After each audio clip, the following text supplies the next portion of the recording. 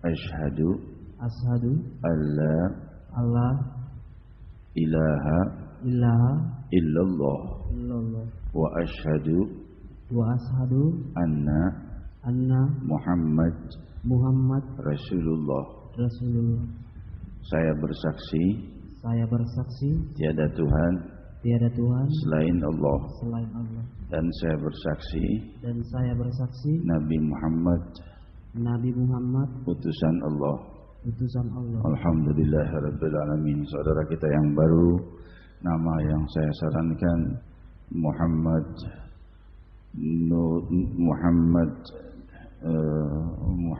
Nurullah, Muhammad Nurul Rahman, Muhammad Cahaya Ar-Rahman, cahaya kasih sayang Allah Subhanahu wa taala.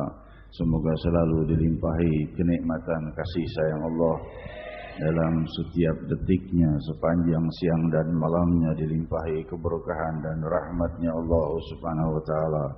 Kita doakan saudara Muhammad Nurul Rahman agar selalu dilimpahi kemudahan dalam memperdalam Islam, dikuatkan imannya dan wafat dalam husnul khatimah kelak, panjangkan usianya dalam keberkahan, keluhuran, kesucian, kesejahteraan, kedamaian, kebahagiaan dunia dan akhirat.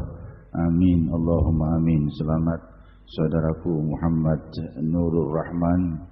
Terima kami sebagai saudara Anda dan kami telah menerima Anda sebagai saudara kami. Terima kasih saudara Muhammad Nurul Rahman. Semoga dalam rahmat dan kebahagiaan selalu. Terima kasih. Terima kasih.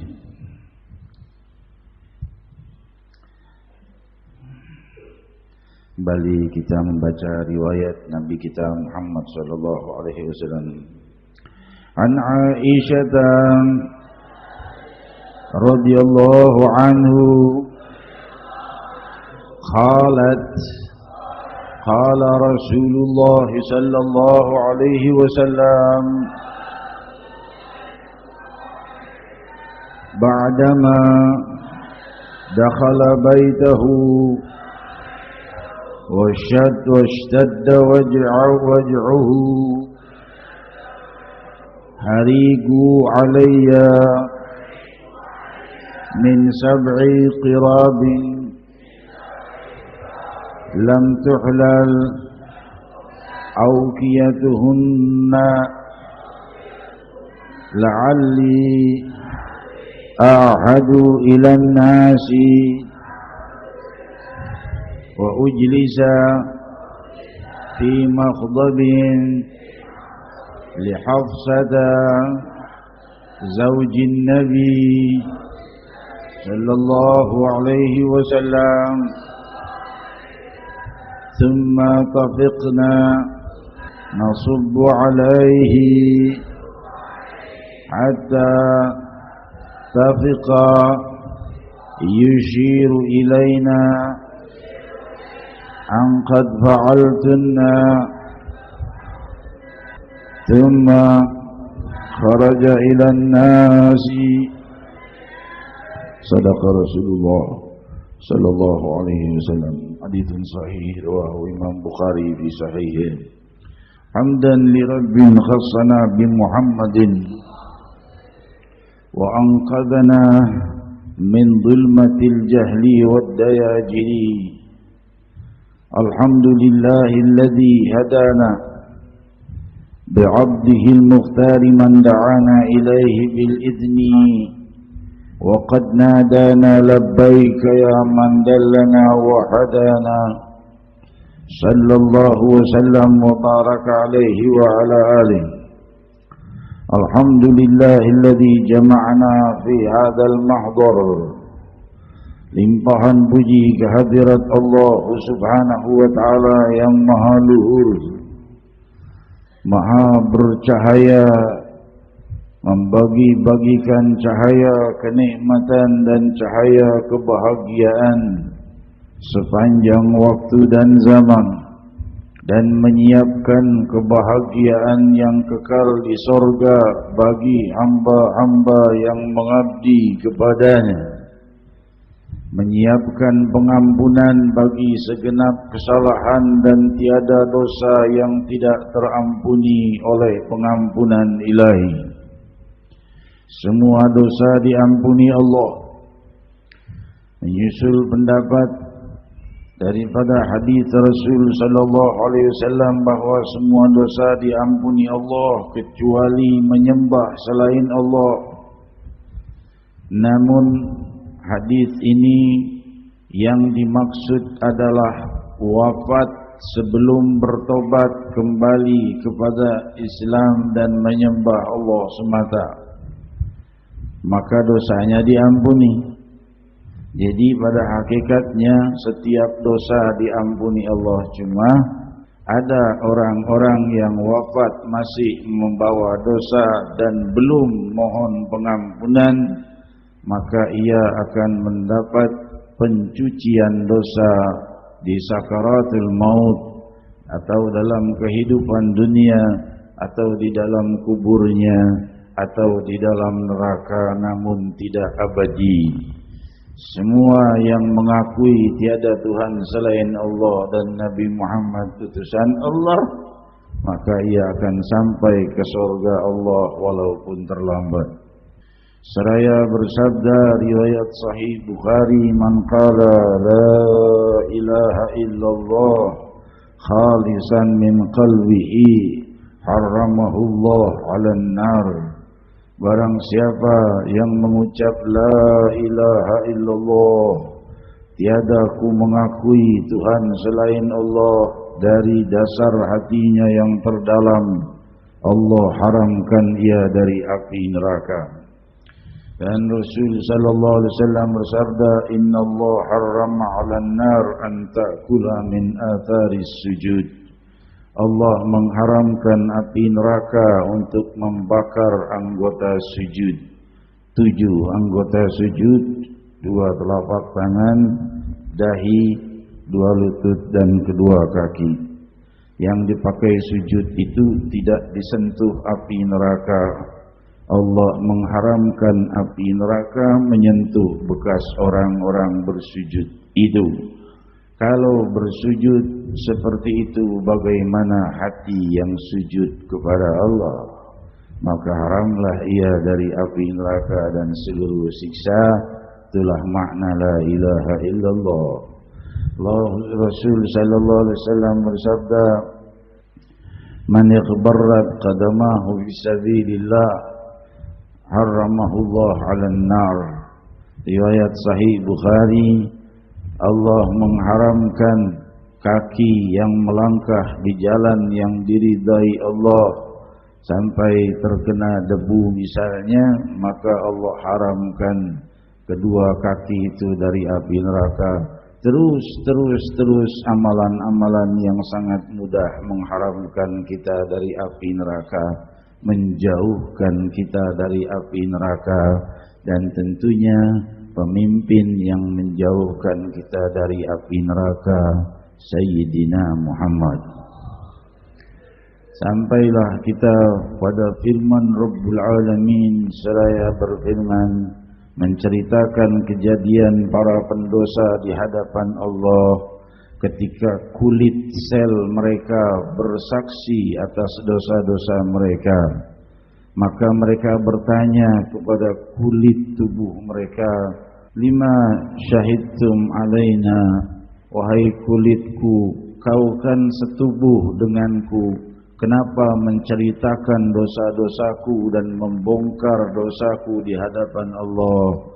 Maka sel-sel kulitnya berkata, antaqana Allahu alladhi antaqa kulla syai'.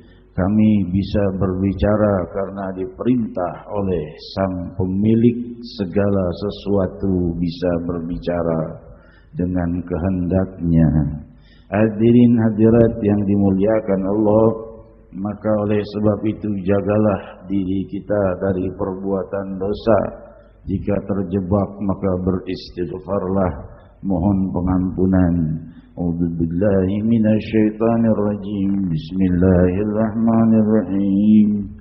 Idza zulzilatil ardu zilzalaha wa akhrajatil ardu athqalaha wa qala al insanu ma laha yawma idzin tuhaddithu akhbaraha يومئذ تحدث أخبارها بأن ربك أوحى لها يوم يصدر الناس أشتاتا ليروا أعمالهم فمن يعمل مثقال ذرة خيرا يره ومن يعمل مثقال ذرة شرا يره. Allah berfirman ketika bumi diguncang dengan guncangan yang dahsyat di hari kiamat, idza zulzilatil ardu zilzalaha, hari kiamat, wa akhrajatil ardu athqalaha. Para mufassir menjelaskan bumi memuntahkan jasad-jasad yang dipendamnya. Jasad yang sudah hancur menjadi tulang belulang ditumbuhkan lagi oleh Allah, seperti Allah menumbuhkan sel mani menjadi jasad. Lalu bumi memuntahkannya kembali. Wa akhrajatil ardu athqalaha. Yang memberatkan bumi adalah jasad para pendosa. Itu dimuntahkan oleh bumi, dikeluarkan untuk menghadap Allah di padang mahsyar di hari kiamat. Wa akhriyatil ardu athqala wa qala al-insan ma laha.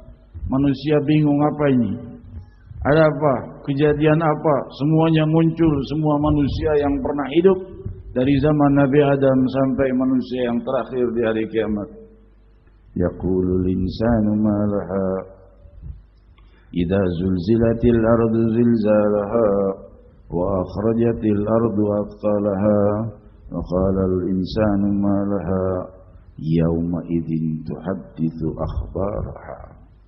Hari itu bumi menceritakan seluruh riwayat hidup setiap manusia.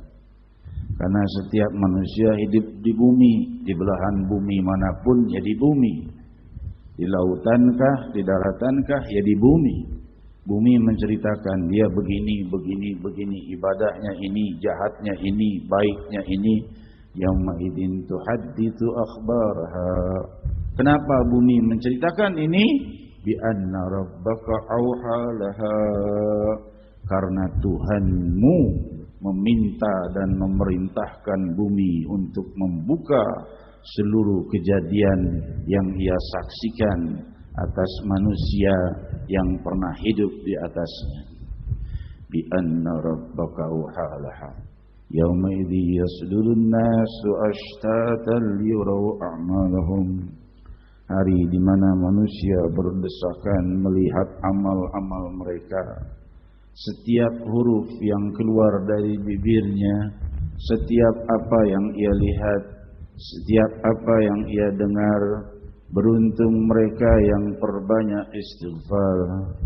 Hadirin hadirat yang dimuliakan Allah. Faman ya'mal mithqala dzarratin khairan yarahu. Barang siapa yang beramal baik walaupun sebesar debu, ia akan melihatnya.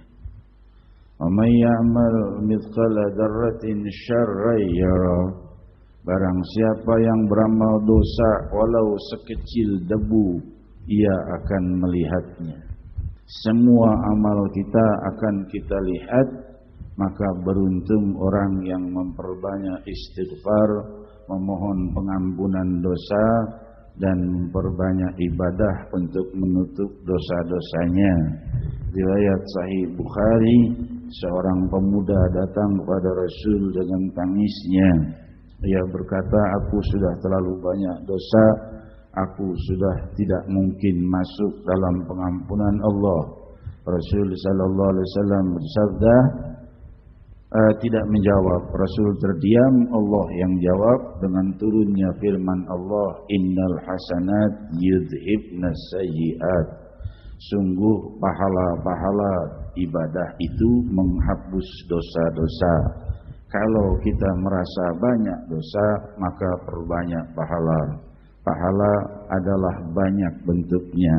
Dengan sedekah, dengan salat sunnah, dengan zikir, dengan tasbih, dengan salawat pada Nabi, dengan bakti pada ayah bunda.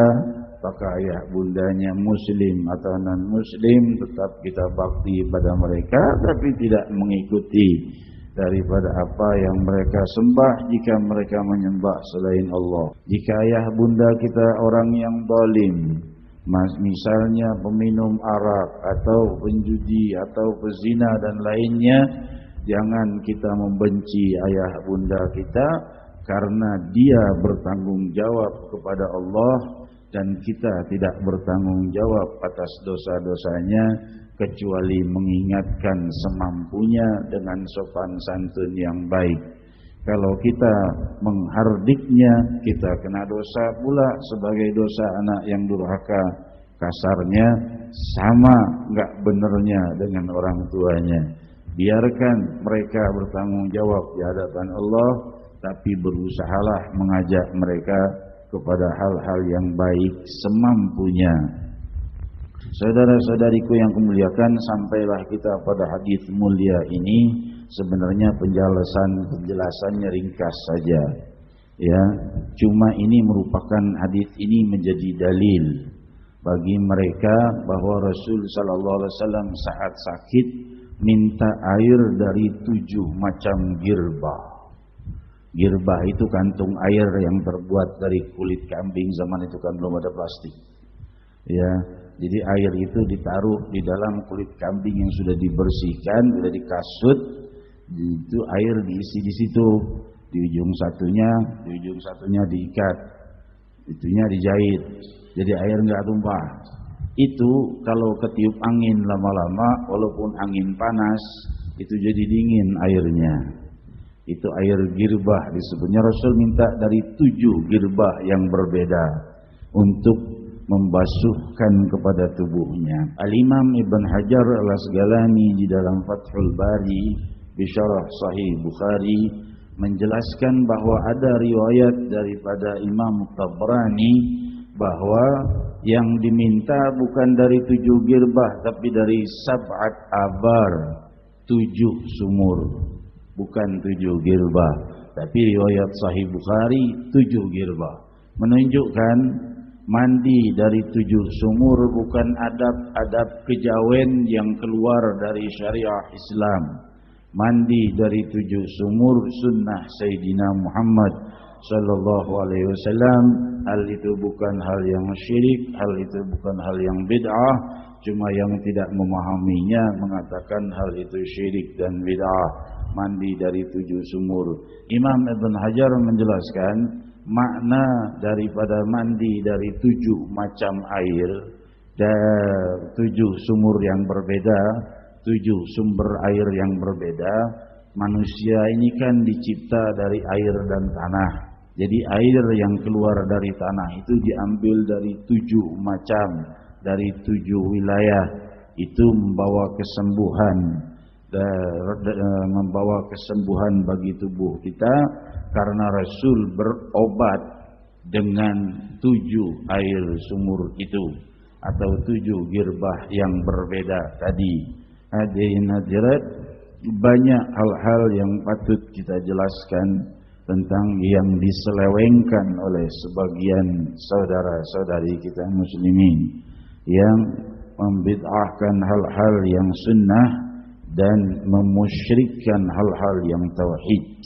Hadirin hadirat yang dimuliakan Allah, saya banyak pertanyaan bahkan ditentang, sebagian memunculkannya di website bahwa penyelewengan terjemahan Habib Munzir menyelewengkan ucapan Imam Syafi'i. Mereka mengatakan bahwa tulisan aslinya Imam Syafi'i memakruhkan bagi orang membangun pekuburan di samping membangun masjid di samping kuburan. Imam Syafi'i mengatakan bahwa hal itu makruh jika untuk fakhr, tapi kalau untuk memuliakan dan menghormati salihin yang ada di situ, maka hal itu mustahab fih. Ucapan itu dipotong oleh mereka. Mereka hanya memotong sampai Imam Syafi'i mengatakan hal itu makruh, yaitu dibenci. Makruh punya 2 makna. Makna bahasa dalam bahasa Arab artinya memang dibenci. Tapi kalau makna syar'i artinya hal yang jika dikerjakan tidak dapat pahala dan jika ditinggalkan mendapatkan pahala, itu makruh. Ya, jadi kalau diperbuat jika diperbuat tidak dapat dosa, jika ditinggalkan dapat pahala. Hadirin hadirat yang dimuliakan Allah, menunjukkan Imam Syafi'i tidak mengharamkan hal itu. Membangun masjid di sebelah kuburan salihin, menghormati dan bertabarruk kepada masjid kepada salihin itu. Imam Nawawi memperjelasnya di dalam Syarah Nawawi ala Sahih Muslim bahwa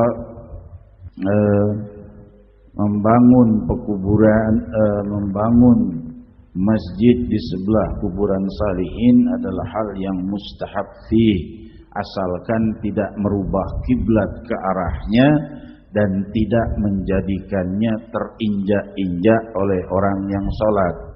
Yang dilarang adalah menjadikan masjid di atas kuburan untuk diinjak-injak, itu yang dilaknat oleh Nabi SAW karena jasad di bawahnya. Hadirin hadirat yang dimuliakan Allah, kita tahu bahwa kuburan Nabi SAW ada di dalam masjid, tapi kan nggak diinjak-injak, dibatasi dengan batas yang jelas sehingga kita tidak bisa melintasinya, apalagi menginjaknya. Nah, hal seperti inilah yang patut kita sadari dan kita pahami. Saudara-saudariku yang kumuliakan, mutiara keridhaan ilahi selalu menawarkan kita kasih sayangnya. Kelembutannya tidak pernah sirna. Seraya bersabda dalam hadits qudsi riwayat Sahih Bukhari, ketika seorang hamba berdosa lalu ia beristighfar, istighfar itu mohon pengampunan pada Allah, mau dengan bahasa apapun, yang jelas hatinya ingin memohon pengampunan dosa pada Allah.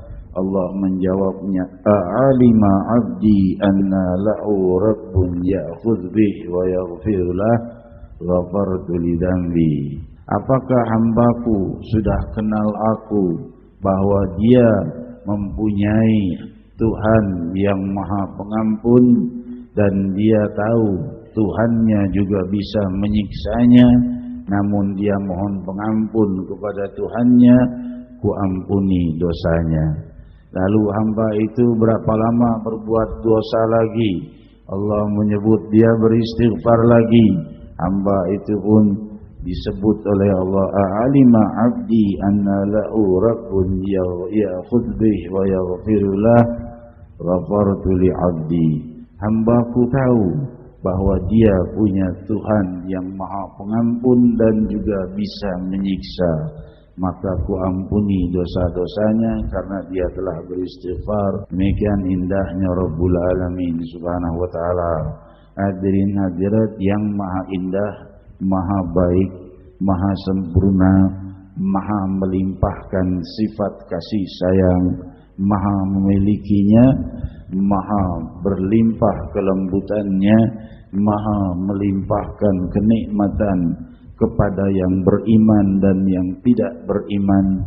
Inilah rahasia kelembutan yang tidak kita temukan pada makhluk. Seraya bersabda Rasul sallallahu alaihi wasallam, tidak ada yang lebih bersabar dari Allah.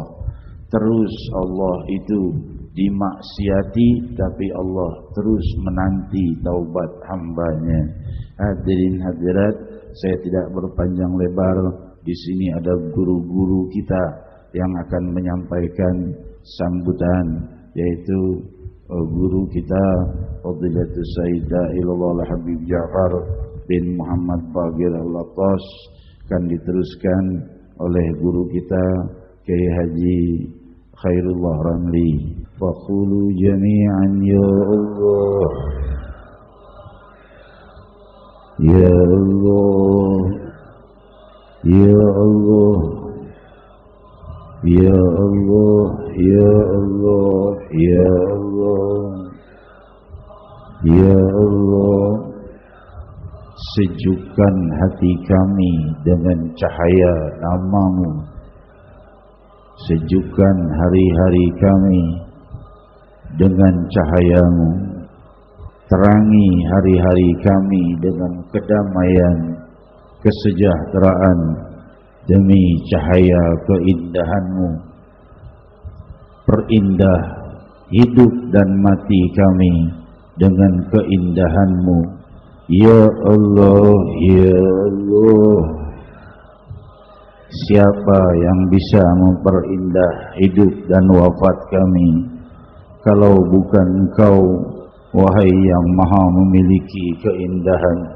Ya Allah, keindahan dunia dan akhirat milik-Mu. Kaulah pemilik dunia dan akhirat. Ya Allah, Maha Tunggal, Maha Abadi, tunggal dengan kesempurnaan, tunggal dengan keabadian, tunggal dengan cahaya kewibawaan, tunggal dengan segala keindahan, tunggal mengasuh jagat raya semesta, menciptanya dari tiada. Ya Allah, Ya Allah.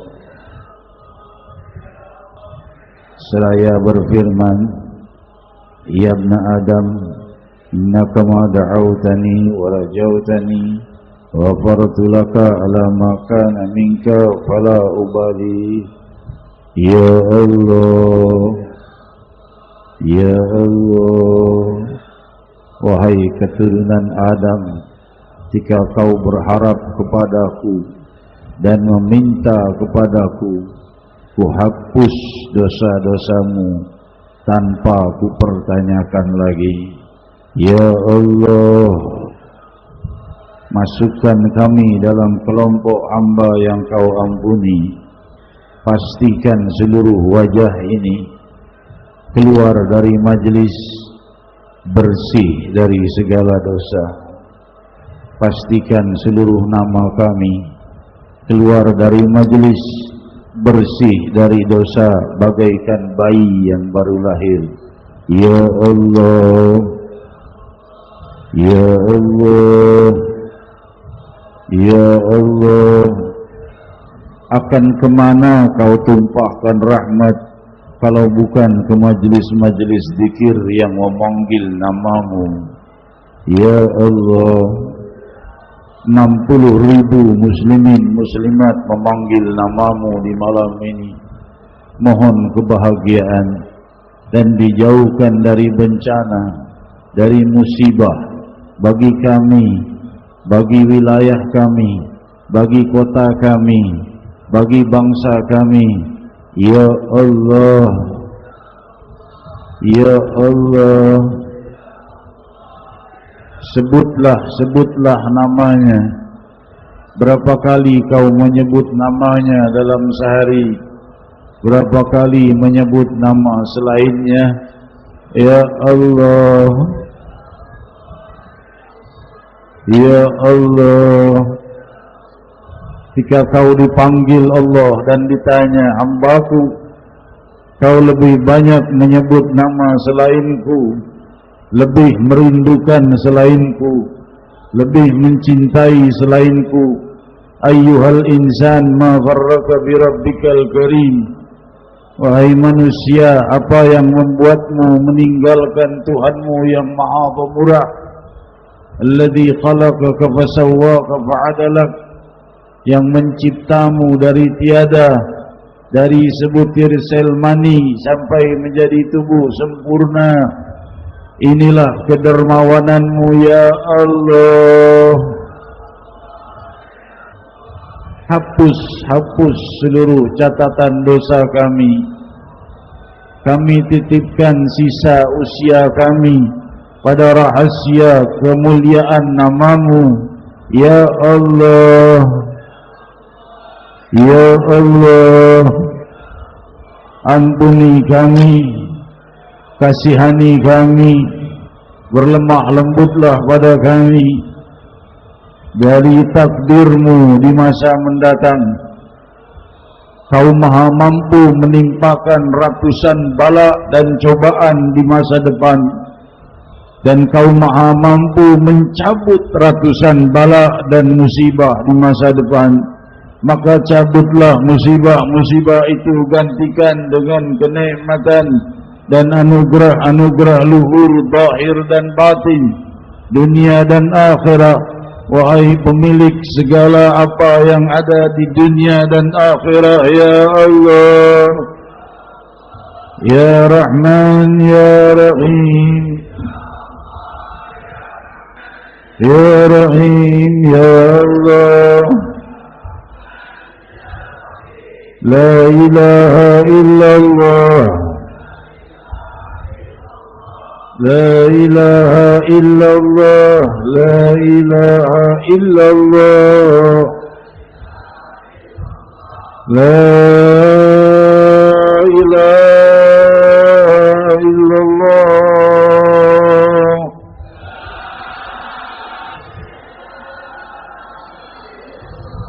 Muhammadur Rasulullah sallallahu alaihi wasallam, kalimatun haqq 'alaiha nahya wa 'alaiha namut wa 'alaiha nub'ats insyaallah taala minal aminin. Hadirin hadirat yang dimuliakan Allah, selesailah acara kita malam ini. Kita teruskan dengan qasidah ya Rasulullah salamun alaik, lalu doa penutup oleh ayahanda kita Fadilatul Sayyid Al-Habib Ali Al-Bar, kalimatut talqin dan doa penutup. Yatafaddal mashkura. Sallallahu salamun alaik ya Rafi'a sya'ni wa daraji ya Rasulullah. Salamun alaik ya Rafi'a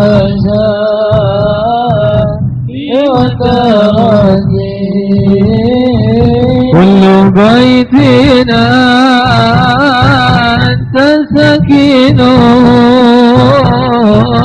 ليس محتاجا إلى سرج ومريدنا أنت عيده قد أتاه الله بالفرج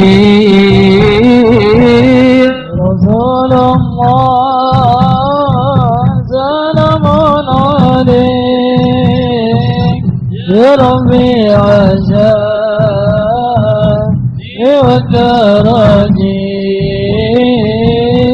رسول الله سلام عليك يا ربيع الشان والدرج وجهك الميمون حجتنا يوم تأتي الناس بالحجج فجزاك الله خيرا جزاء يا منير الكون بالبلج رسول الله سلام عليك يا ربيع الشان والدرج رسول الله سلام عليك يا ربيع الشان والدرج ربي فنفعنا ببركاتهم وهدنا الحسنى بحرمتهم وامسنا في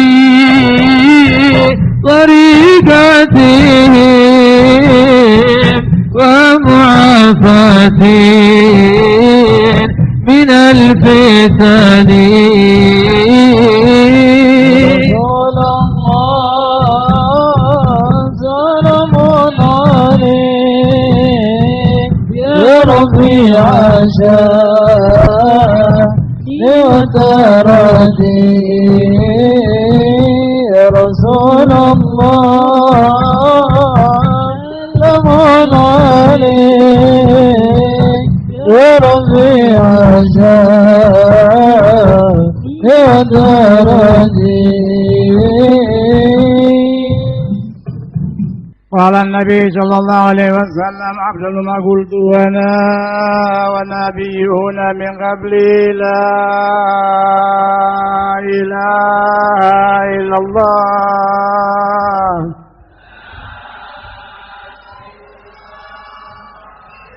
لا إله إلا الله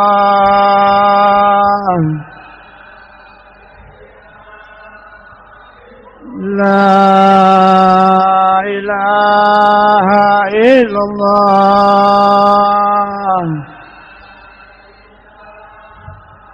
محمد رسول الله صلى الله عليه وسلم.